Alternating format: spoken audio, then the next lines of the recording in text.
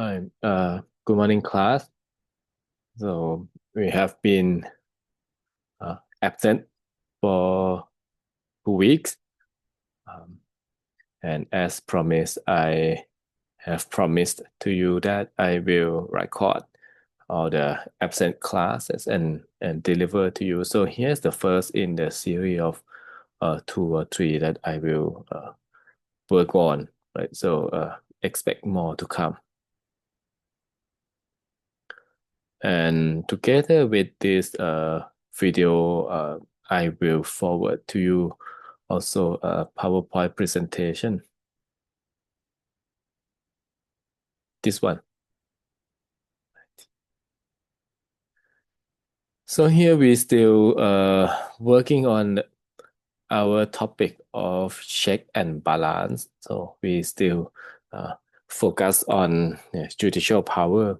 Last time when we met, last time we uh, cover the topic of judicial review, right? So all the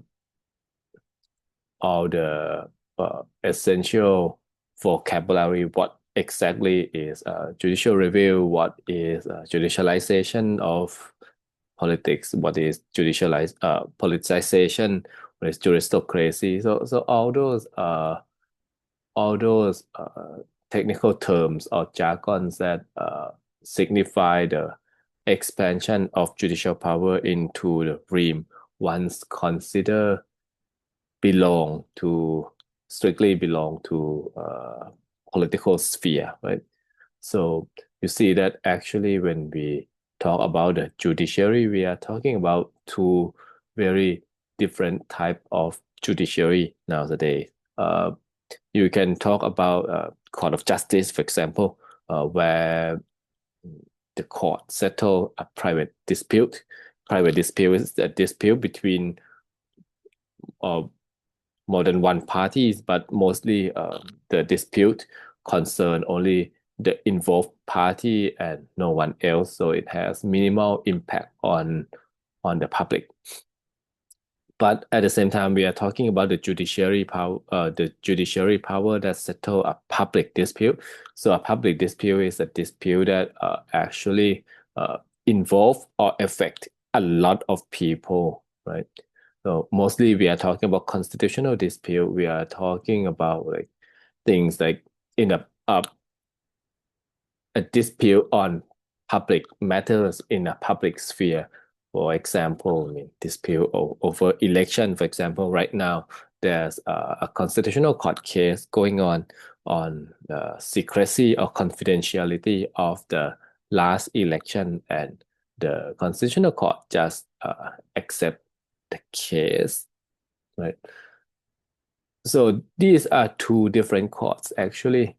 If you think about the court for private dispute, we think about something uh, having very minimal impact on the public, and we might not really care about them that much compared to the court of public dispute. We would like to pay more attention on who they are and why they are here, and what they are doing to our legal system or constitutional system, right?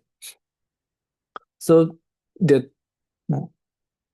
the reason or the idea behind the expansion of judicial power into political disputes come down to the matter of trust and accountability, right?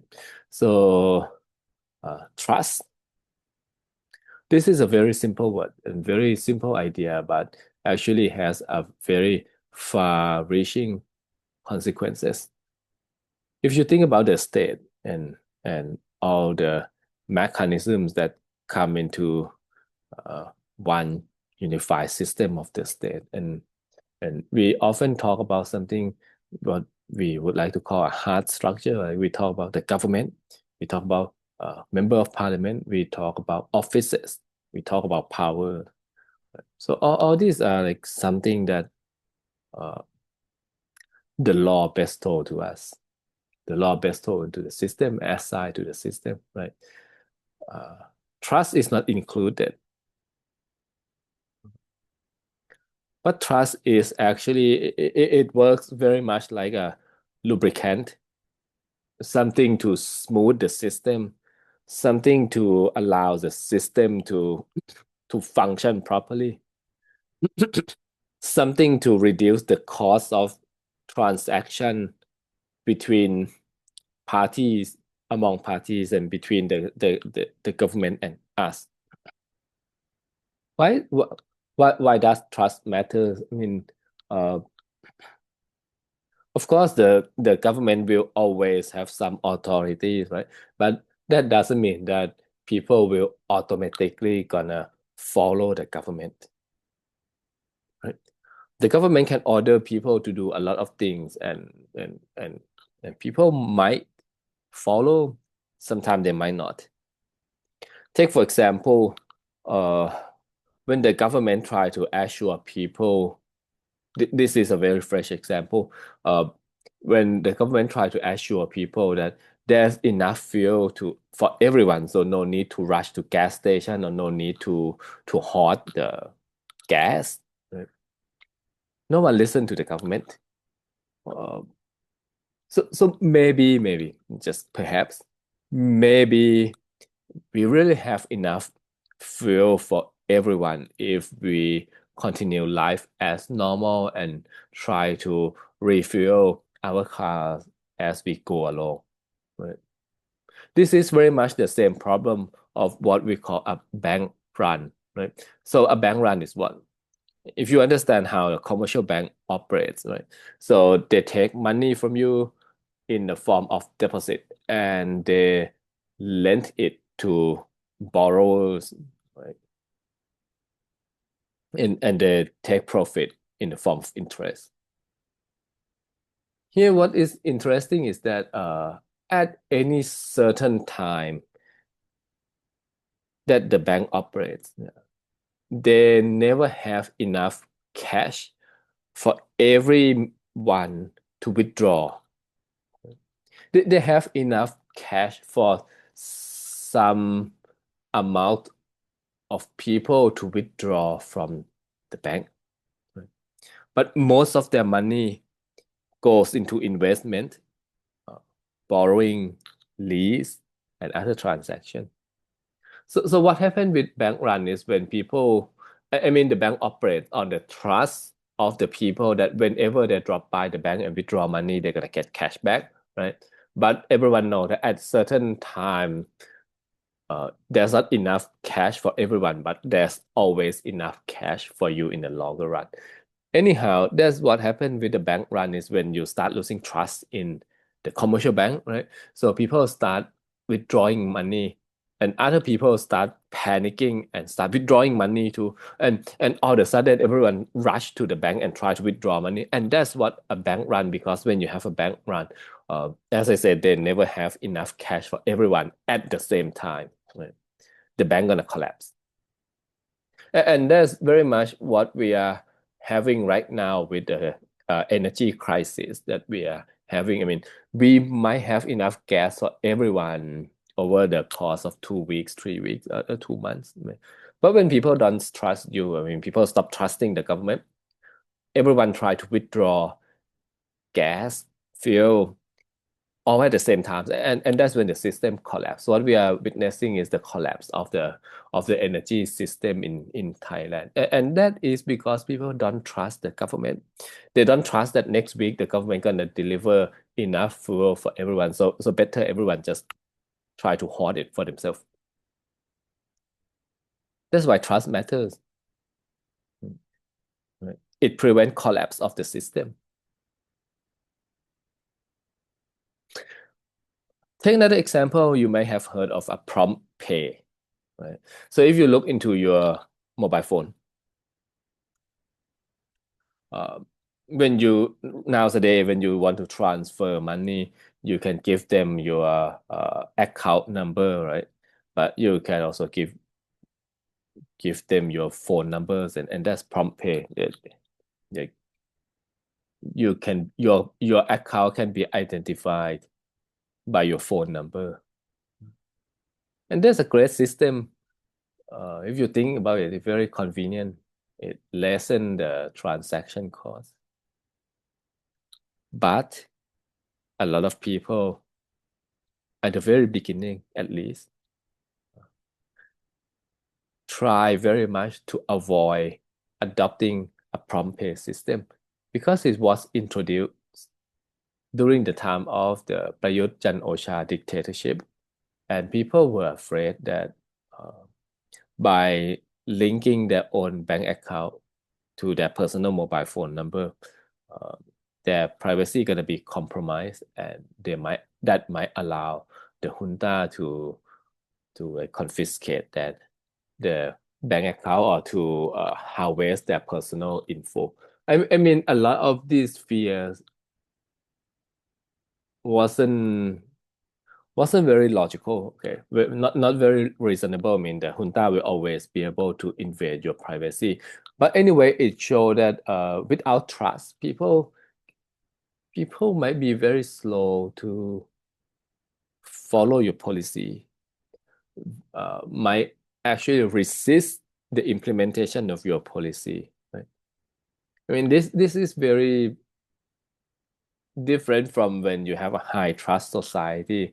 When you have a high trust society, the government can like spend less resource convincing people to follow.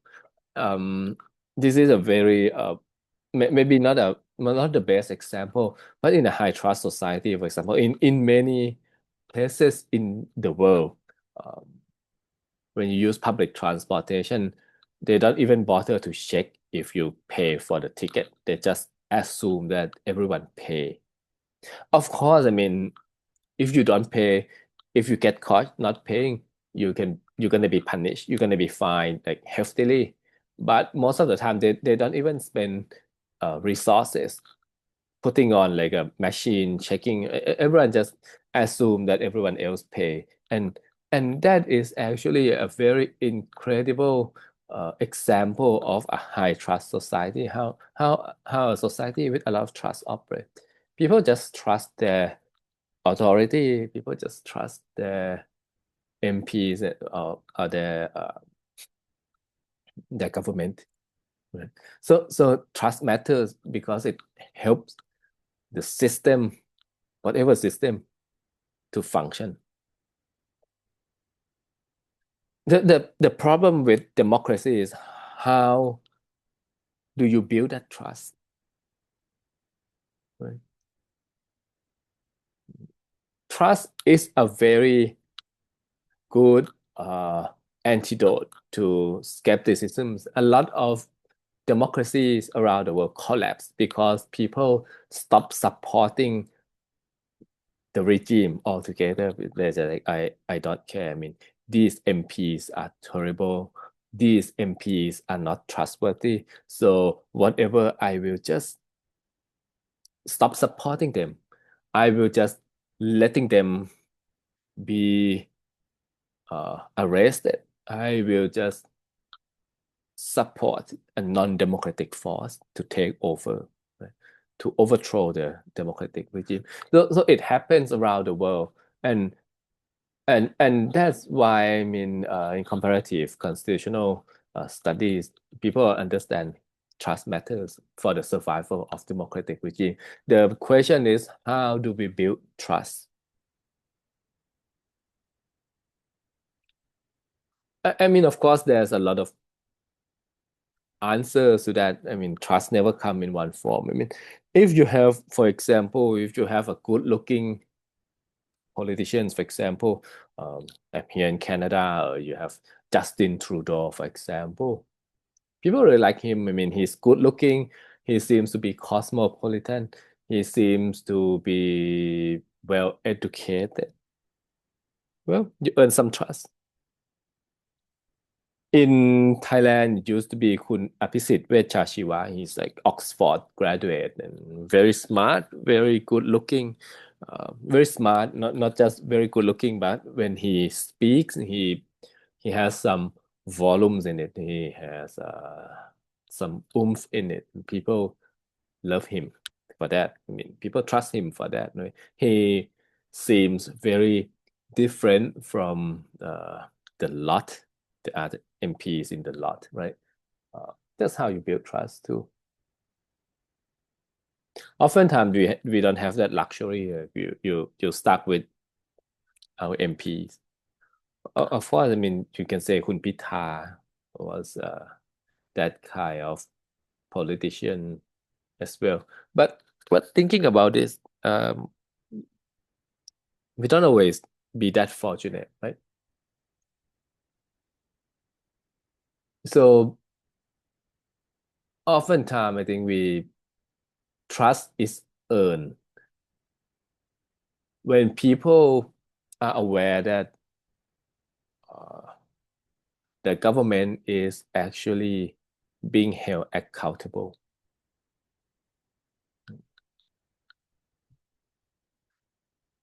So trust often goes hand in hand with accountability, right? Um,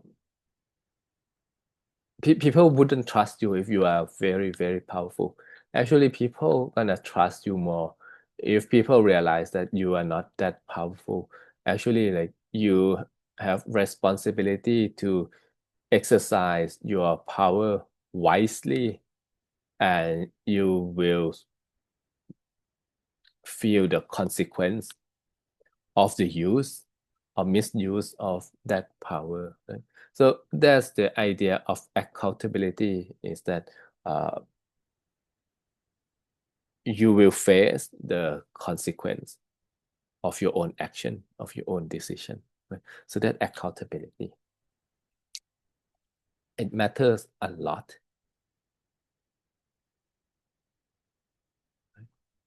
And of course, I mean, accountability can be self-imposed, very self-disciplined, highly conscious politician can say, I am a very accountable person. But that's not what we are talking about here. Uh, when you design the system, you cannot assume that everyone is a good person, right?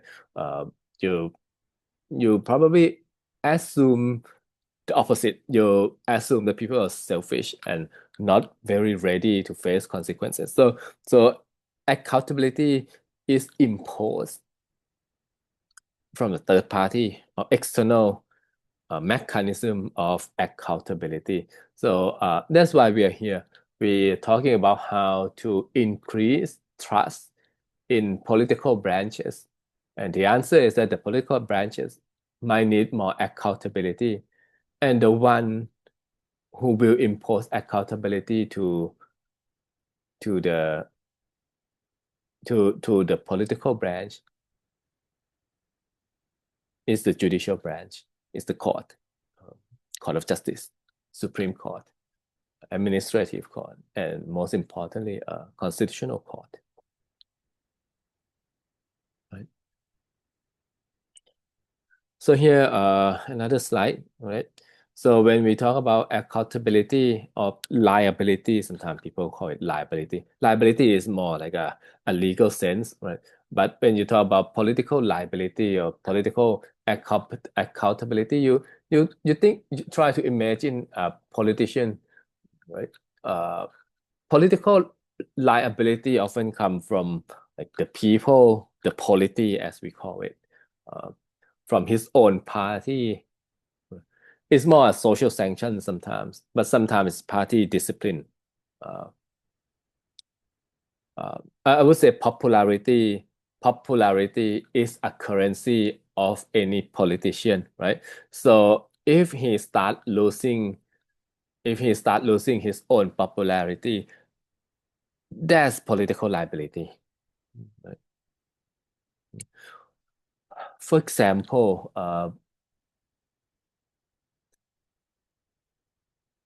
Kun Anutin Chanvirakul is still our prime minister, but I would say that in the past few weeks, his performance wasn't stellar, right? His performance wasn't great, so he's suffering a bit, but not yet. But imagine, okay, like the Move Forward Party, for example, they lost the election like in February, right? You can say there's a political liability or political accountability for their poor performance in the past 2 years.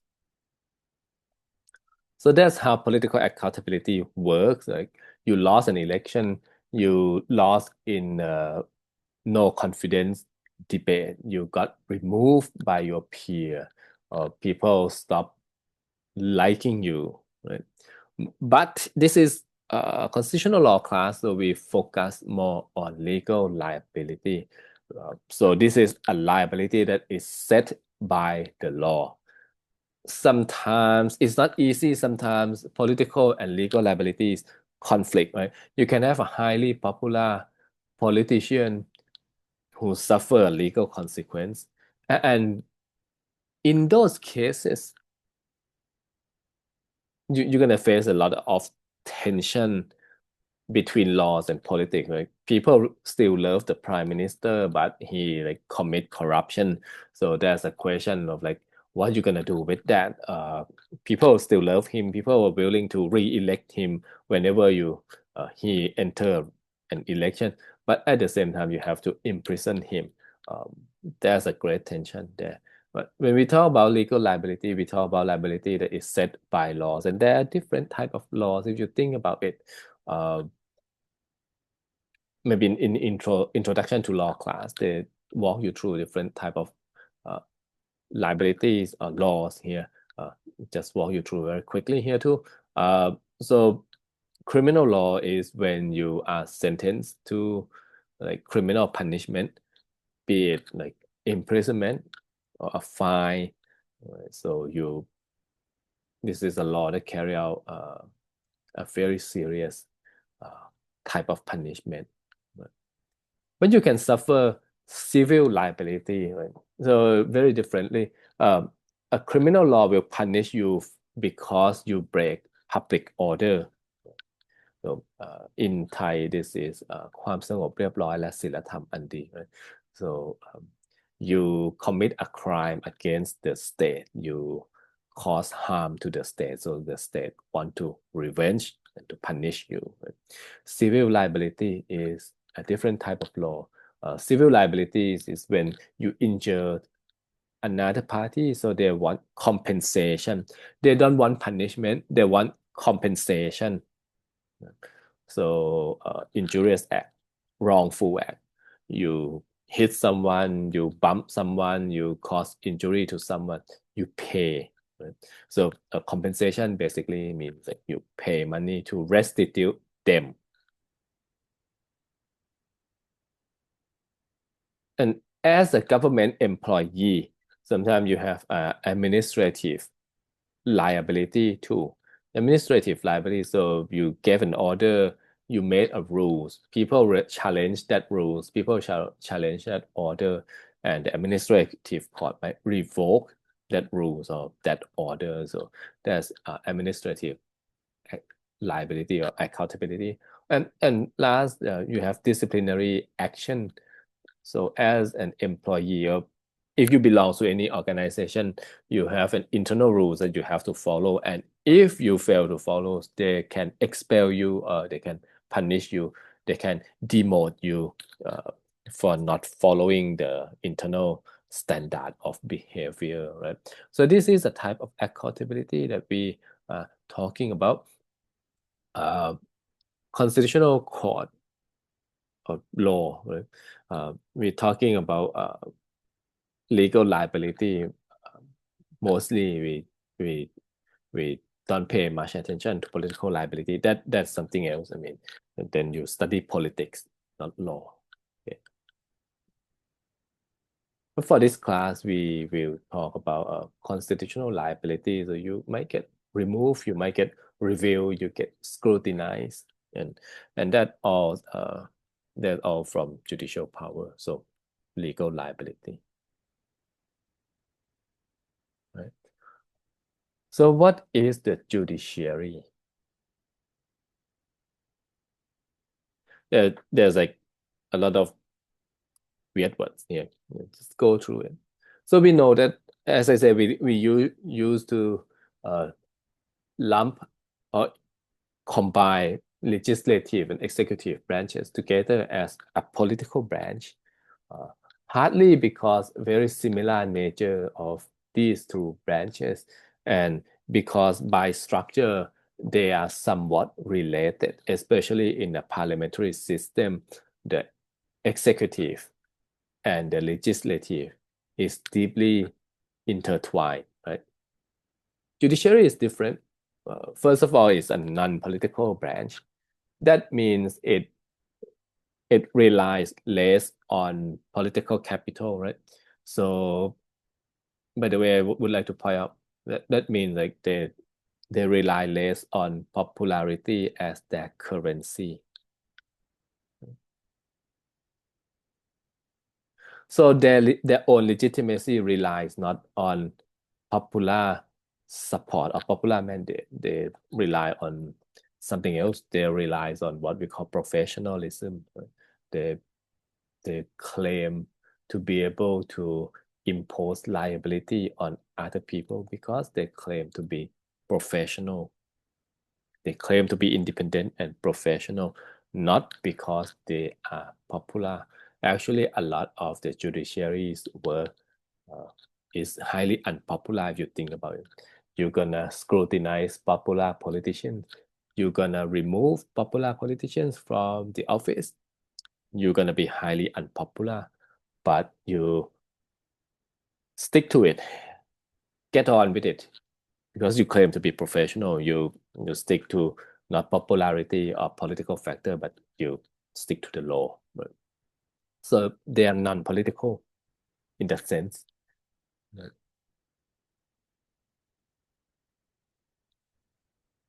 They are passive,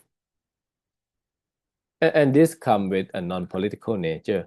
So a political branch is chosen and approved by the people through an election, right? So through an election, politicians have a chance of proposing, advertising, or campaigning of what they want to do, of what they believe, of what their ideology is, and they got elected.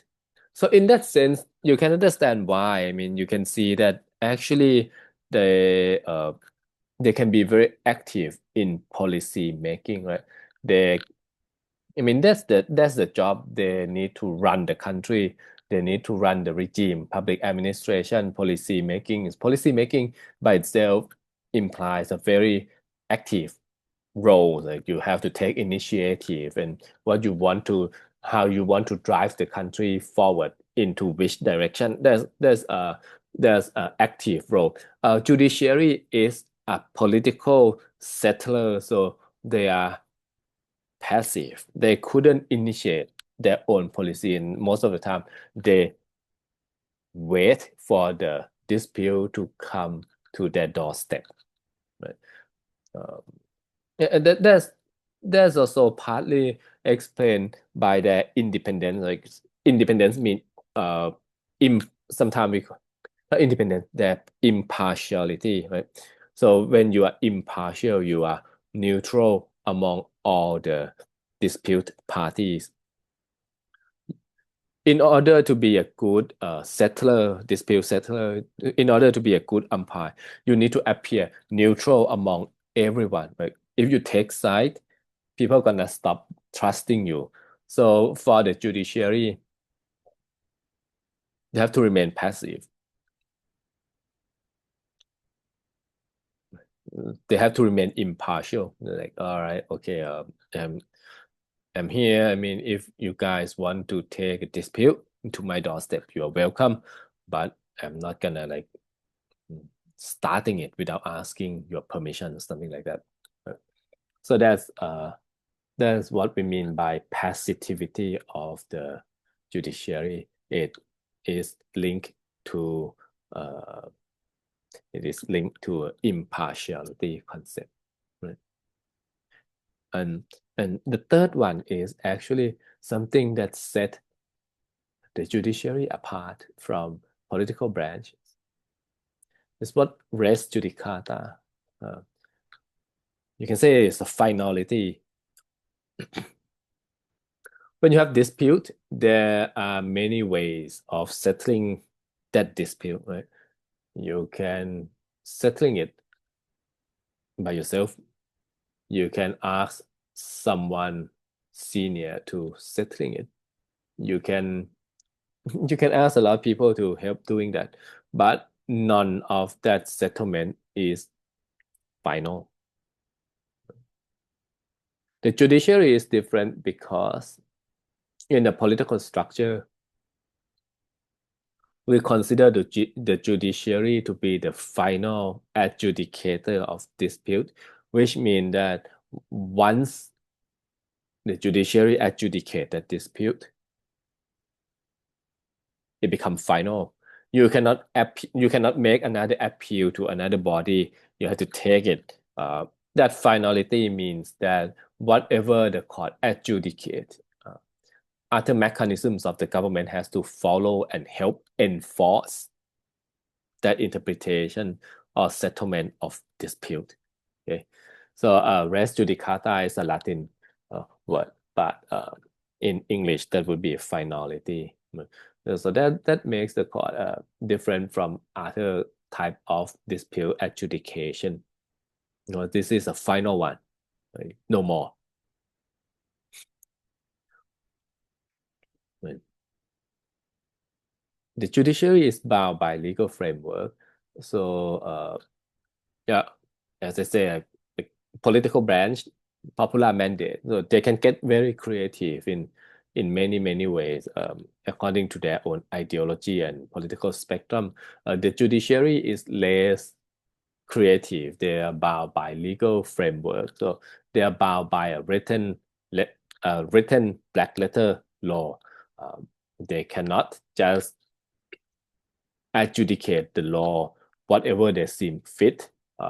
They have to follow pattern. They have to follow what they have studied. They have to follow precedent. They have to follow certain standard, right? So that is the way to prevent them from arbitrary, become like loose, become uncontrollable. Yeah, that's it.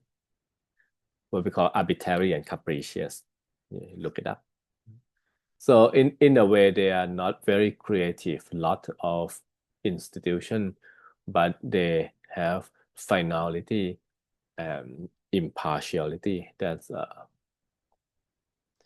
what they are. Uh, the last thing is the judiciary is independent. So this is the topic that actually gains a lot of attention in the past 200-300 years, that the judiciary should be independent from the political branch. Right? So because they're gonna settle the dispute, political dispute, they couldn't be part of the problem, right? They want to solve the problem. If you are not independent, if you work for the president, for example, then you can no longer be able to settle political dispute between the president and his rival because you work for one of the part of the dispute party, right? So you have to be independent in order to gain trust by yourself. Right?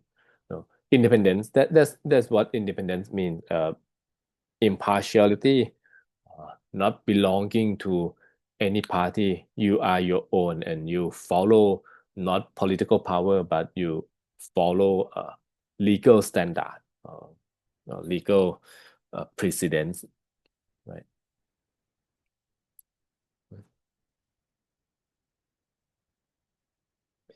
Right. Uh, so this is going to be the first clip. I don't think that's going to be too long one, right? There's going to be a few short ones, so you can look at it and and I mean, if you want to download it, it's totally fine. Just don't distribute it beyond this class. I mean, this is for a very specific use. of this class only, right? Okay, so the next video will come very shortly. Thank you very much.